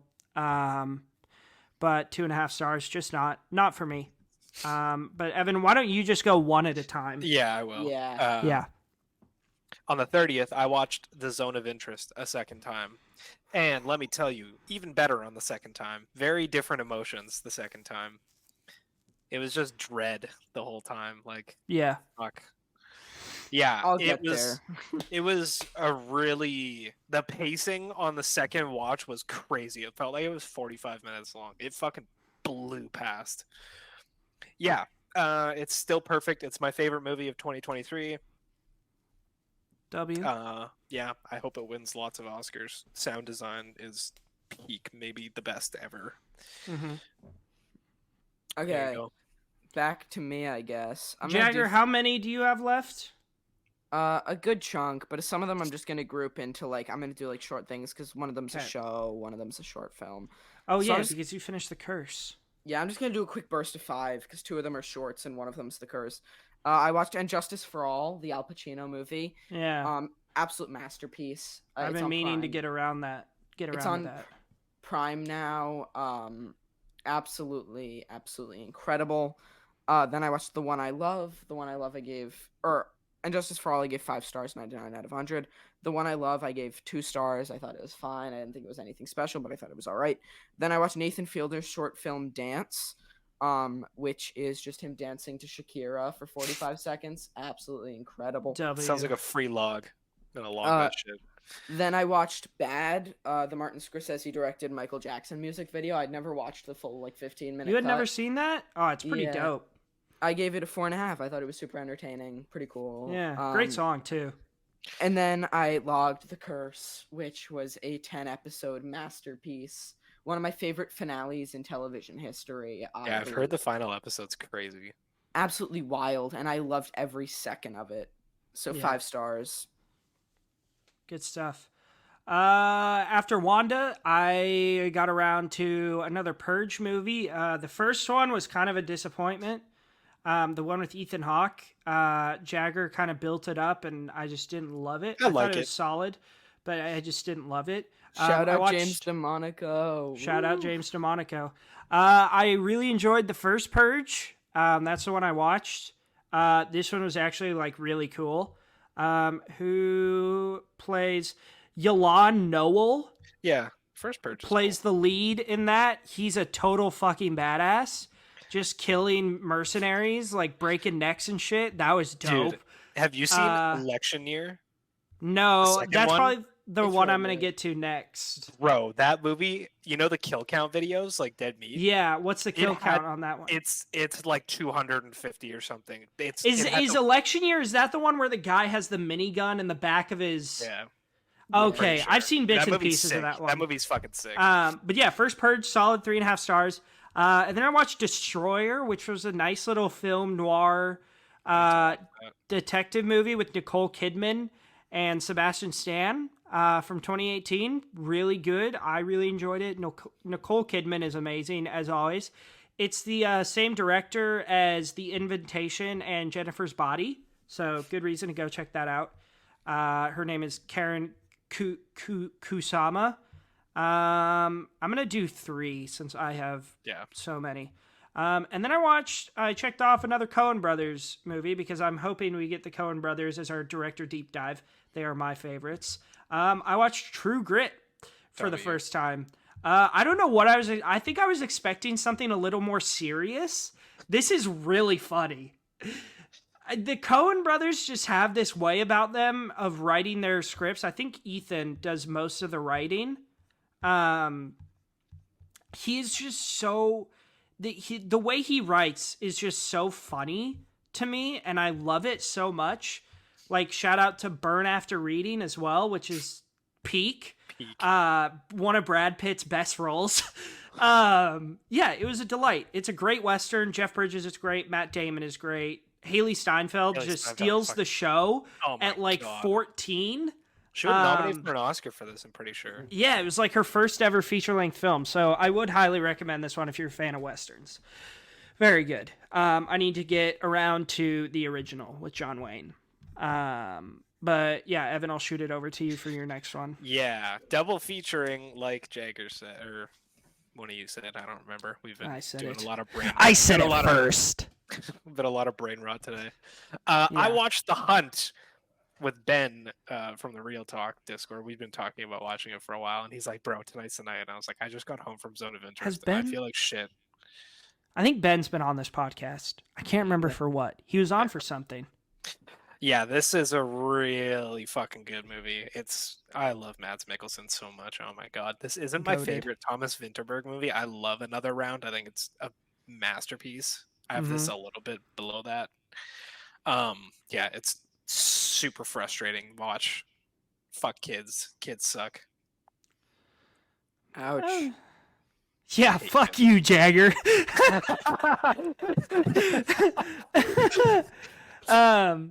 Yeah. Yeah, it's really good. Good stuff. Jagger, you want to give us your next little clump? Yeah, I'll give another clump. I watched Don't Look Now, 73 horror movie, 1.5 star. It was fine. It wasn't scary. Maybe I'm thinking of Don't Look Up that I'm thinking of. Everyone go listen to the Fourth Wall Film Talk podcast episode releasing today. After this, we talk about that alongside Zone of Interest. What's your dad think of Don't Look Now?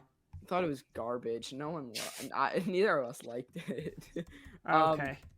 Then Oppenheimer, 2 stars, whatever. Then I watched The Stanford Prison Experiment, also 2 stars. I thought it was really perfectly okay. I like that movie. I do it. Donald Sutherland is in Don't Look Now. I love Donald Sutherland. Oh, just you wait until you see Donald Sutherland's genitalia. Woo! All right, we're watching that tonight. Yeah. Is he packing? Is he packing though? He looks like a guy that's packing. I'm gonna be honest. Then I have. Just move on. Stanford. Here's my issue with Stanford Prison Experiment. Camera angles are cool, but I think that it just looks like an IFC movie, which is not the best. It looks like a really early 2000s movie. Yeah. Then here's my just to quickly shout it out. One of my favorite reviews like ever came from the Stanford Prison Experiment. Let me find it real quick here. White Men You Recognize But Can't Name the Movie. It's the most accurate review. It's so funny. I really enjoy that. You keep going, Jagger. I'm just gonna try and get a couple more out of the way so that I can do another little block before I get to my big one. I'm gonna do 2 more. Donnie Darko, which I woke up at 5 o'clock in the morning on a Friday.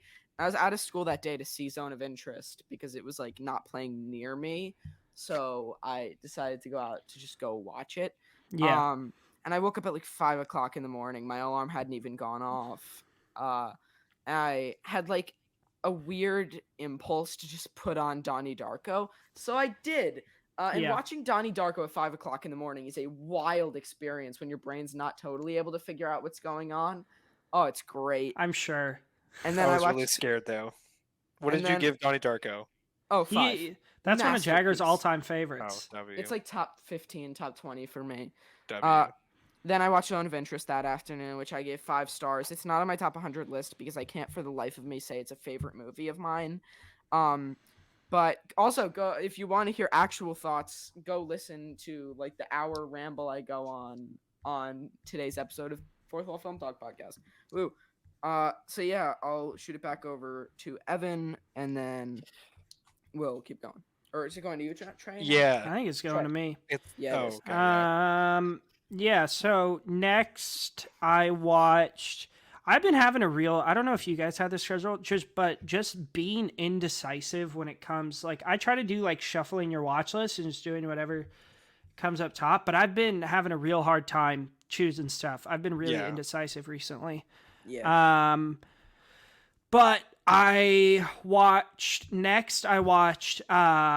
Inside Outtakes, Bo Burnham. I just needed to experience as much of that project as I could. That might be one of the greatest media creations in the past 100 years. It's Not doing this. you don't like Bo Burnham. No way you don't like Inside, bro. Oh my god. It's fine. It's fine. We're gonna move on. We are gonna move on. Are. Can't have that conversation, bro. Because Jagger, you're just wrong. Inside is a genuine masterpiece. I think it's one of the greatest pieces of media ever created. It is. It's Hello so on good. Broadway is better. I don't know Just what that is. drop I know what that is, but I haven't seen it, so I can't comment on that. And then I watched. I was like, all right, you're sticking to your watch list. I shuffled it to All the Boys I've Loved Before came up. I can't believe you gave this 4 stars. What a delight this was! I loved it. It was a delight. 4 stars. I really enjoyed my time with this movie. I don't care. I'm excited to watch the other 2. It was good. You know what, Trey? And guess what? I get the hype behind Noah Santino. What a hottie, man. He is a good-looking man. Lana Condor was great in this. I love movies like this, like those teen, like romance dramas on Netflix. I like him. I eat that shit up. I liked this. It was solid. And I'm not the only one who thinks so. George, as in George Carmi, has this at 3.5 stars. Oh shit. Let's see. Who else has this highly rated? Oh, it's mostly girls that I follow that have this highly rated. It's good, I promise. Oscar has this at 3 stars. Let's see. Yeah. No one that we really know. I mean, Jackie has this at 4 stars, but again, don't trust his movie taste. So, sorry, Jackie. But you have some hot takes. And then I'm gonna do 2 more because I got some more. So after I watched To All the Boys I've Loved peak, I started a run of 5 5-star movies in a row. Which shout out to Evan for giving me the second one. Yeah. The first one was Monsters, directed by Gareth Edwards, who directed the Godzilla movie from 2014. He directed The Creator and Rogue One, a Star Wars story. So just directs like huge blockbusters. Star Wars movie, by the way. What? The second best Star Wars movie, by the way. Yeah, right behind Last Jedi. No, Empire's second best, and then A New Hope, and then a Rogue One. Do you really have Return of the Jedi as your favorite? No, The Last Jedi. Oh, you were being serious? Yes, 5 stars, dude. Shit's a masterpiece, man. I think 4.5 is more. I think a nice little 1. Okay. Yeah, man. I don't know. I just appreciate that Ryan Johnson came in and tried to do something different, and it actually kind of worked. And that movie is really funny, and it's a good time. Understand it. I also don't like Star Wars. Yeah, neither do I. That's why Last Jedi is my favorite, because it's not a Star Wars movie. Last Jedi misunderstood, dude. It truly is. But back to what I was watching. Monsters has Scott McNairy in it, and yet another person, like Evan, we were talking about, like Michael Shannon, like sometimes just randomly shows up in movies and is always like, oh shit, Scott McNairy is in this? Let's go. He's the lead in this. He is also plays the terrorist in Nonstop. He plays one of the guys that takes over the plane. Which, what a twist there. But yeah, Monsters, it was actually pretty good. I feel like Gareth Edwards is really good at making these monster movies or these big blockbusters that also have very human elements a part of them. Yeah, I really enjoyed this. I kind of put it in the same arena as like something like Super 8. Which, by the way, We'll do a full review on that movie. That movie is Bro, 5 stars, hands down. I was cleaning out my DVD cabinet today because I had like Yeah. all these like extras, and I found my disc Blu-ray for Super 8. Jagger, and I have you got seen so fucking Super hyped. 8? No, but I have my- it. Dude, Like, it's so God, good. dude, that movie, it might not hit you as hard because you're like watching it now, but like I was just a little bit younger than you, and I think Evan was probably around your age. That movie came out. It was like my favorite movie as a kid. Yeah, I saw it in It's- theaters, bro. It's so damn good. I used to watch that movie all the time. That movie is Stranger Things before Stranger Things. All right, well, now I kind of got to check it out. Oh, It's it's like so good. it's like J.J. Abrams just cooked there. Yeah, bro. Shout out to J.J. Abrams. Yeah, man.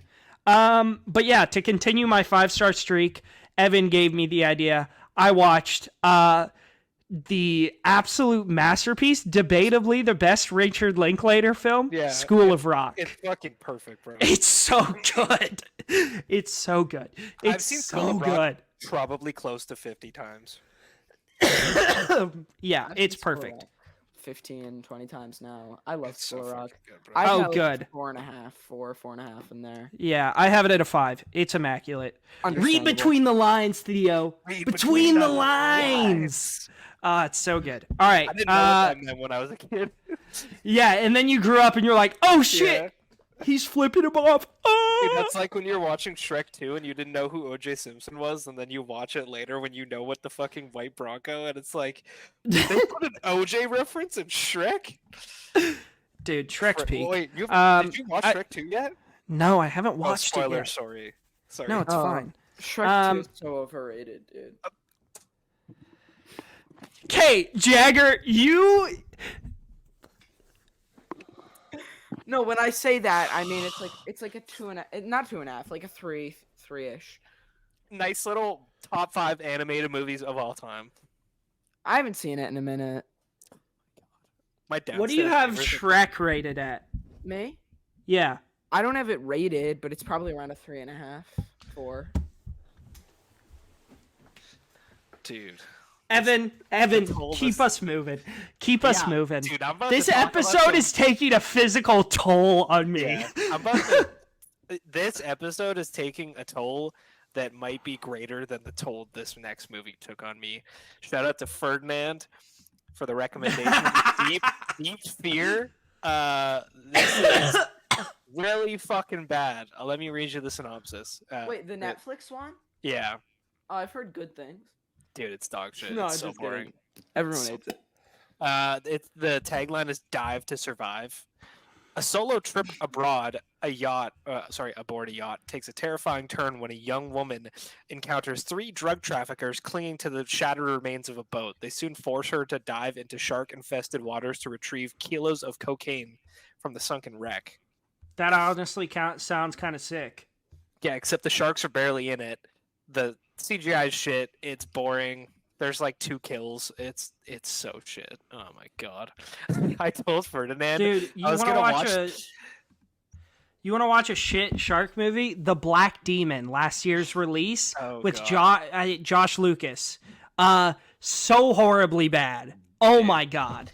I told Ferdinand I was going to watch this, and he just responded, "You're such a fucking W, bro."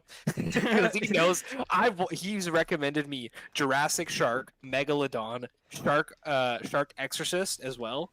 Oh, he recommend is Megalodon? Is that the one with Michael Madsen? Yeah, Yeah, he wrecked that to me as well. sucks dick. It's so bad. It's so terrible. Shark Exorcist is kind of funny though. I'm not gonna lie. Yeah. It's actually good. Yeah. I'm dying to see Velocipaster. Like, Oh, I it's so should peak. desperately So want to see peak. it. I own it. We need to do an episode on profit films and Yeah, get Alex on here Yeah. to preach the word of Gospel. profit. The Yeah, gospel, man. Alex preaches the gospel of Jeff Profit. Jagger, you gotta watch Queen of the Trap House 1 and 2. God, so fucking Jagger, you want to give us your next few? All right, I'll give it my next block, and I'll end with a real. Or should I start No, I'll get into it now. You should skip over Human Centipede because I don't want to hear you yap about a dog shit movie. Okay, well then I'll include it. Oh my god, so bad. Okay, Fight Club, 5 stars. Call me a film bro, call me whatever you want. It's incredible. Then I rewatched Chungking Express just to kind of keep the train rolling. Masterpiece. I think that it's truly great in every form of masterpieces used. W. Stop Making Sense I rewatched because I put in a pre-order for the 4K A24 release. Super hyped about that. Then I watched Jenny Beth Art Concert Festival. It was just like a 1-hour recording of a concert that I started before getting on the bus and watched on the bus. That was pretty sick. You have that 4.5. Then I watched the Human Centipede 3 final sequence, 2 stars, and I want to talk about it just for a minute. My brain can't handle this. Okay, it is a fun watch. Good wording. Okay, the warden, his dialogue is fucking crazy. I don't know if you've seen this movie, Trey. It's nuts. He is screaming at the camera, and he's just yelling racial slurs for most of the dialogue. And then he's cutting people's balls out. You know, That's not funny. It's not crazy. His dialogue is insanely cringe, and it's almost painful to listen to. I have a recording of it somewhere on my phone because I was like, I can't believe this shit. It's so bad. It sounds like, and the way I put it in my review is, if you showed like a 15-year-old the first 2 Human Centipede movies and said do that, you'd get something similar to the third one. But if I would be lying if I told you that there were not large chunks of this movie that had me laughing quite hard. It made me laugh, but there is one specific scene, well, a sequence in it that pisses me off so fucking much when Tom Six shows up and starts glazing himself for like 30 minutes straight. I almost turned this fucking movie off. Trey, the director of the movie shows up in his own movie as himself, and he's like, oh, I'll let you do the Human Centipede. Like, you can have my movie rights as long as I get to watch. And he's just glazing himself. He's got like That's a bitches with massive him. W. That's a massive W. Fucking insane because these movies are so bad. Oh my god. I love terrible movies. I could not stand this fucking movie. I'll tell you what. The only scene in this movie that genuinely made me like really annoyed, and there were a lot of parts of this movie, like the use of racial slurs, it's unacceptable. Crazy. It's fucking nuts, dude. Unacceptable. You gotta watch it, Trey. It's on Netflix. It's crazy. But everything in the movie, like the I'm underselling it. How much this guy is just dropping slurs. Oh my god. Evan, what about the part where they cut the hole in his back? How wild was that? The whole. I'm trying to remember. Hold on. Evan probably blocked it out of his memory. No, I like this one more than the second one. The second one is just so depraved. Oh my god. Oh yeah, I'm watching the second one on Sunday. I'm doing a binge of all 3 of them. Rough. I'm gonna It's rewatch. so rough. Dude, he puts barbed wire around his dick and rapes somebody. It's ugh. Oh my god! Yeah, it's. We're awful. gonna get an NC-17 rating. Yeah, I mean, no, from bro. It is. Eyes Wide Shut You can to edit that out. You my can edit that God. out if you want. I'm not is editing that insane. out. Oh my god. Sorry, Jaggers' grandpa, if you listen to this Dude, episode. That movie is so fucking depraved. I hate it. He cuts a hole in someone's back. I'm trying to remember. Yeah, remember when he's laying on the floor and he's like in a dream sequence? Oh yeah, I do remember that. That's Yeah. crazy. That part. All was right. not Do you fun. want me to go do my next ones? I'll bust out a few. Yeah. I've only got like 5 left now. 6. You only got 5 or 6. Yeah. Evan, do you have any left? I have 2 left. Well, one of them's Okay. Eyes Wide Shut. Yeah, Trey, the scene. Actually, I'll tell you later. Yeah. But it will not be suitable. Yeah, let's all just bust out the rest of ours. I'll start. Yeah. I kept my 5 stars going with Liam Neeson's The Commuter. Essentially the same movie as Nonstop, but just as good, and it's on a train, and you got Mommy Farmiga in it, so God. that's a W. God, dude, and Patrick Wilson, but they Yeah. don't. God, dude, both of these movies are just stacked with the most random actors. Like Florence Pugh is in this movie. Patrick Wilson, Jonathan Banks, Sam Neill makes an appearance. It's just crazy how stacked these movies are. Whoever plays T'Challa's Letitia Wright. Whoever plays Letitia Wright, yeah. Yeah, that's how you say her name. T'Challa's sister in the Marvel universe. She's in it for like 15 seconds. Just peak cinema. He used to be Irish. He's a retired cop. He gets fired. You know the drill. It's actually the same director who did Nonstop. And it's so funny because he's like, okay, what if we did Nonstop, but instead of commenting on 9/11, we comment on the 2008 financial crisis?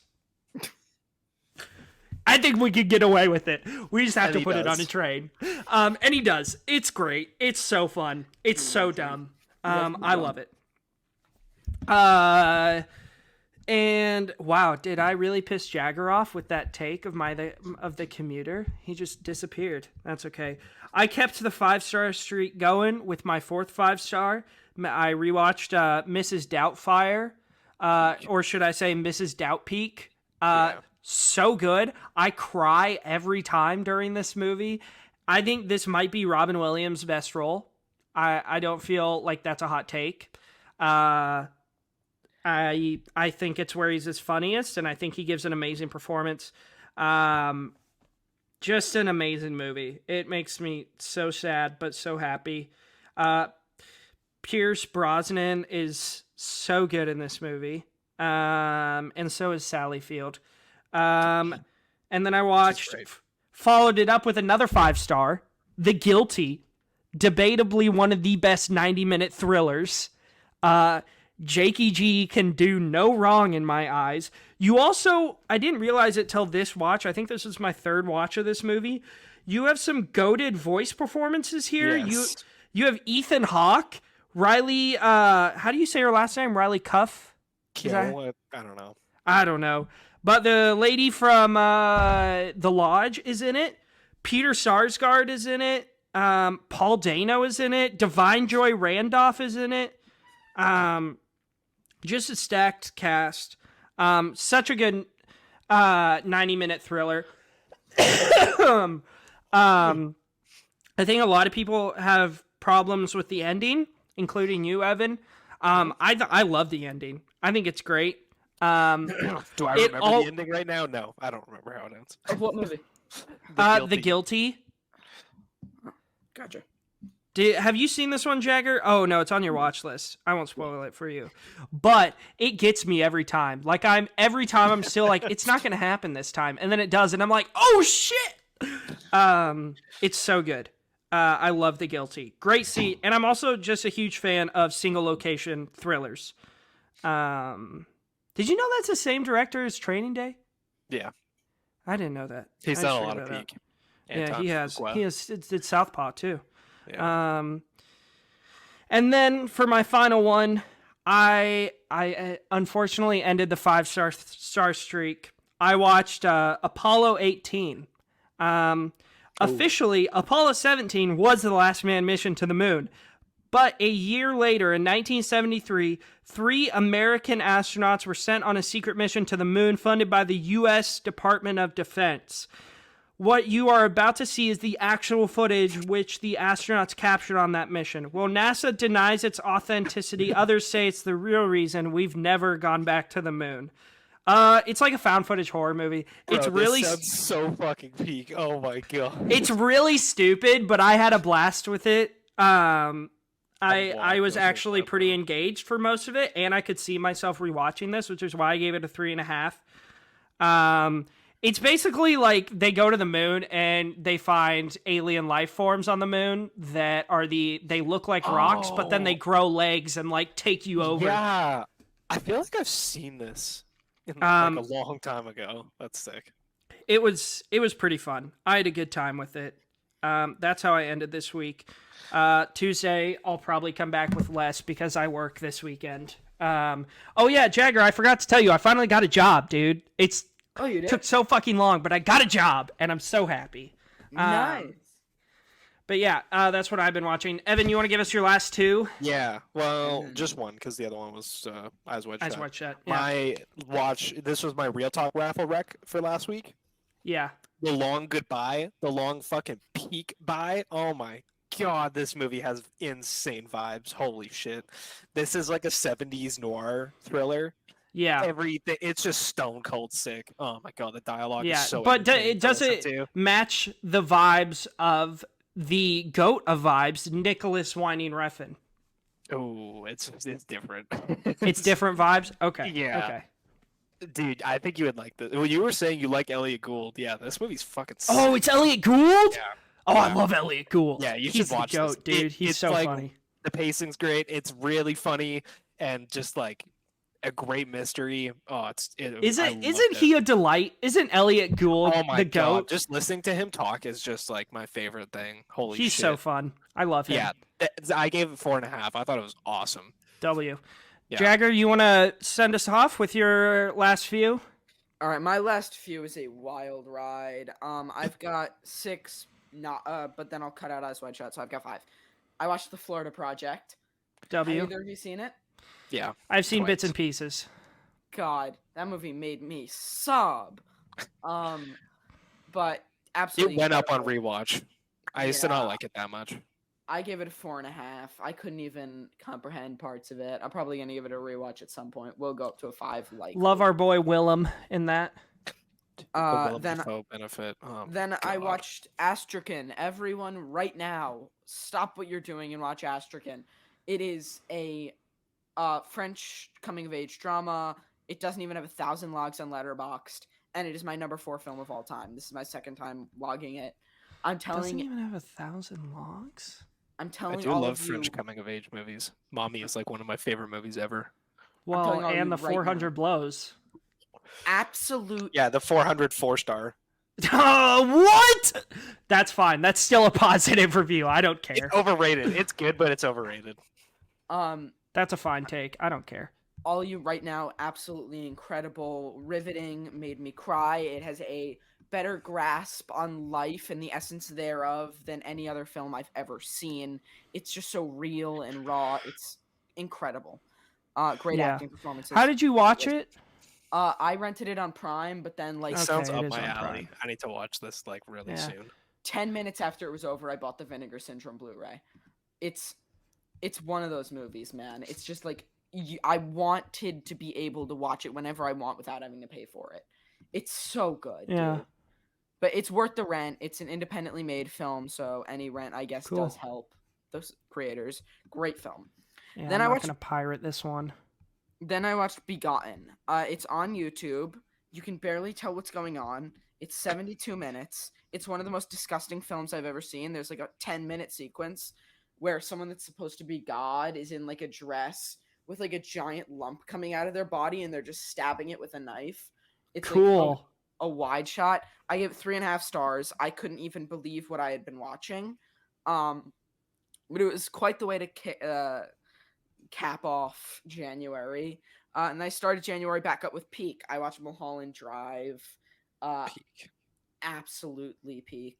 Pinnacle. I believe Second best Lynch. the Winky scene is my favorite scene in all of cinema. It's so I good. just can't really think of many scenes that gave that effect to me. Then I watched, and this is my last one, then I watched True Stories. I gave it 5 stars, 99 out of 100. I might go Dude, up to 100. Is that the Jonah Hill set? No, Oh, it's no. David Burns movie from the Talking Heads. Evan, Yeah. Evan, you need to get on this. Jagger forced me to watch it. It's so good. It has Yeah, but I John don't like- Goodman. I don't like the Talking Heads though. Oh, then you'll hate it. Don't watch it. Yeah, Half of it's I'm a not Talking big. Heads ad. Half of it is a Talking Not, Heads not big advertisement. on Talking Heads. Oh, they're so good, dude. Letting the days go by. I was listening to that today. My brother showed me that music video when I was like 14 years old, and I was like, "This is the stupidest fucking thing I've ever seen." Have you? Did you? Oh, then don't watch Stop Making Sense. Stop Making Sense is. No, my brother saw it in IMAX. I know they're playing it. They're playing it near me right now, and I really want to go see it. Dude, they're doing a rerun of it. If you go see it, you can pick up like a collector's edition 4K early. Oh, you know what's really cool? The Hollywood Theater, which both of you, if you guys ever come visit me, we'll go see something there. It's like the only cool theater in Portland. They right now are selling tickets. They're doing a special night only showing for the 25th or like the 50th anniversary of Foxy Brown, which is like a Pam Grier detective movie from the 70s. And if you go, tickets are like $50, but if you go, you get like a signed, there's a limited amount of like signed custom posters for this event signed by Pam Grier. That's sick. Yeah. Dude, on the note of the Talking Ads though, I just picked up a Remain in Light vinyl yesterday, dude. Fire. W. Jagger, have you watched Twin Peaks yet? Yes. Have you seen Fire Walk with Me? Yes. Where do you rank it on Lynch's list? Very high. I have it at 4.5. Dude, it's so fucking good, Trey. You gotta get on it. Mean to rewatch it. Probably. Lynch is just hard for me, man. I skipped the filler when I was watching Twin Peaks, Jagger. You what? I skipped the filler in season 2. How? Because I was like, man, season 2 is on a pop-off mode. Like, it's going crazy. Episode 9 is like one of the best episodes of TV ever. Sorry, I'll make this quick. No, and I heard that the filler was shit, so I was like, I don't want to ruin my enjoyment. It's not though. So I watched a YouTube recap. There's no bad Twin Peaks episode. None. Yes, there is, dude. No, there is not. Even the last. So there's like the last 4 episodes after the filler, right? 2 of the like third and fourth last episodes are kind of drag, and then the last 2 episodes are masterpieces. All right, don't spoil it for Trey, but no, I won't. No. Fire. Yeah, dude. Yeah. Season 2 is very up and down. I don't know, man. Yeah. David Lynch does no wrong. He just vibes. Gordon Cole is like one of my favorite characters ever. He's in Twin Peaks, Trey, and he has hearing damage, so he's wearing headphones all the time, and he screams at everybody. It's so fucking funny. That's very funny. Wait, and there's this. Is there's that the one this that Lynch plays? Yeah. Yeah. Dude, oh my god. There's this scene where he goes to rizz up this girl and her boyfriend walks in and he's like, "What are you doing?" And David Lynch goes, "What you're looking at is a 3/4 full-on attempt at a kiss. And now I would like to get back to it." And he's like straight up yelling. It's so funny. Oh my god. Oh my god. The one part in Twin Peaks where he introduces the dancing lady is one of the funniest moments in Lynch cinema. Peak. But yeah, Jagger, thank you for coming on, coming back on the pod today. We will definitely have you back if we do a Lynch watch through. We definitely won't have you back if we do a Nolan watch through, especially for Oppenheimer.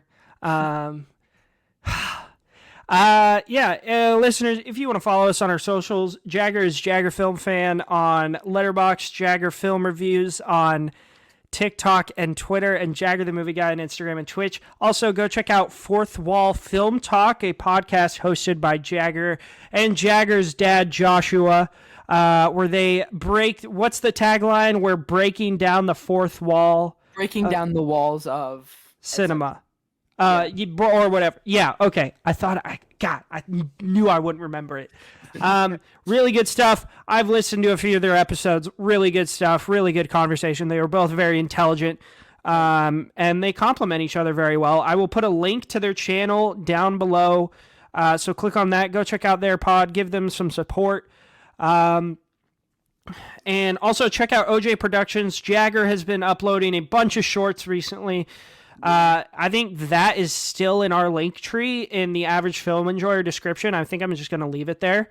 Thank you. Go check out. We have the link to their channel in our description. Go check out Jagger's shorts. They are loggable on Letterboxd. Not anymore, because someone reported them all. What? Why? Someone reported them all for not being real short films. Said that there's just videos, got them all taken off TMDb, and then deleted my bio for my acting profile. Like, who the fuck reported it? Someone got really mad. Are you shitting me? No, that's serious. Someone reported each and every one of them individually to Letterboxd. Oh So my then- God. All right, here we go. I'm going to go on a rant for a second. All right. If you're listening to this podcast right now and you're the one that, chances are they're not, because all of our fans love us. I'm sure. I don't know. We have zero interaction with them. Except for maybe that guy from Brussels who apparently has listened to every single episode we've ever released. Thank you. Thank you for listening to the fourth wall too. We got the same guy. Are you serious? Dude, this guy's goated. He's our OG, our day oneer. But if you're listening to this, the person that reported all of Jaggers' shorts, go fuck yourself. You literally have do you get zero enjoyment from life that you have to go and individually report all 3 of these because that makes you so angry that somebody else is doing something creative and awesome, and just because you have no creative bones in your body doesn't mean you have to ruin it for everybody else. So if you're the one that did that and you listen to our podcast regularly, please don't. We don't want you listening to our podcast. And you should be condemned to just watch Hobbs and Shaw for the rest of your life. Just on loop, 24/7. Just fuck yourself. Hobbs and Shaw to 4.5. Oh my God, that's fucking insane. sick. Oh my Maybe it's Evan that did it. Maybe it's Evan because of that Hobbs and Shaw rating. Dude, Jason No. Statham is. Oh my God, I love Jason Statham so fucking much. He's the only good part of that movie. But yeah, go check out OJ Productions. They're all goated, even though you can't log them on Letterboxd. What's something they could log on Letterboxd in place of? What is something? Is there anything that you've been in, Jagger, that you can log on Letterboxd? I feel like there was like. I mean, there's the Pitchfork Retreat, and there's the Home. Okay, And there we go. Pitchfork Retreat. Go log the Pitchfork Retreat. Oh no, If you- no. Go log Frozen Glare. It doesn't even have a poster, and I didn't put any names under it. It's my newest short film, but I decided not to attach myself to it, and it's staying up. So someone's Sick. mad at me. Go watch Frozen Glare, and if you watch any of his short films, just log Frozen Glare and put your review in. Yeah, go check them out. They're really good. My favorite is still Nap. That is easily my favorite. It's very Lynchian, and I love it. If you want to follow me and Evan on our socials, Evan is EvanO567 on Letterboxd, and I'm Trey the Film Noob basically everywhere. I am not active on TikTok right now. I have not been active for a hot minute, but I may be returning soon. We'll see. It's just so much fucking work that I don't want to do. But yeah, I'm most active here in Letterboxd. Very active on Letterboxd. Subscribe to this channel, please. We love the support. Keep sharing us. We've been getting insane viewership the past few episodes, which has been awesome. We're consistently getting like anywhere from 70 to like 150 views on our videos, which is great. Keep sharing us with your friends that like movies. Share it with your friends who don't like movies so that maybe they can grow to like them. Vote down below for who you want to see in the next director deep dive. Christopher Nolan is leading right now. Voting will close right before our episode on Tuesday. Quick shout out to these guys, Trey and Evan. Both of you have kept my legacy alive after I have left, and you have done it so much justice. I've been listening, and I've been a huge fan of what you guys have been doing. Oh, we appreciate it. Our platoon episode was a bit rough, but that's because I was like, yeah this movie's so good. But you guys have really been keeping it alive. I'm really excited to see where you guys get. I'm really excited to see all of it. I will be here for the ride, and everyone keep listening. They're gonna go places. So We keep it going. appreciate it. I think the other episode, I've been really happy with all of our episodes except the one we recorded after we recorded with Eric. I think we were both really, really tired from how much prep we put into that episode. We were both like, yeah, Barry Lyndon, pretty good. All right. Have a good day, everybody. Go vote for the director deep dive. I will put the link down below on YouTube and in Spotify or wherever you listen, so you can go vote. There's 10 choices up. Please give us your opinion. We want to hear from you guys. Go use the average film enjoyer pickleball set. I'm an active pickleball player. And Yeah, I'm using I them. keep Get forgetting one. to shout out our merch. AFEpod.com. We have so much merch. It's ridiculous. All courtesy of the one, the only Jagger Nelson. Who's working on a new design that's randomly going to drop without these two knowing. Hell yeah! Me and Evan didn't even know about this. So, apparently there's going to be new merch dropping. This is the first we're hearing of it. But yeah, join us Tuesday. Evan, I believe, are recording Rocky. Yes. Oh, I gotta watch that. Yeah, I got to watch that too. Will be a first watch for me. And next, Carl Weathers. yeah, like perfect timing, man. Well, We can now. watch it. Well, no, terrible timing, but like it's like Jesus fuck. I know what you mean. You guys know what I mean. I'm not saying that I'm saying that like, it's Yeah. like Yeah. it's serendipitous that we're reviewing that. Nice. Oh my god. Shit. I lost my place. And then next Friday we'll be doing the first two films of whichever person you vote for. Right now it's looking like it's gonna be Chris Nolan.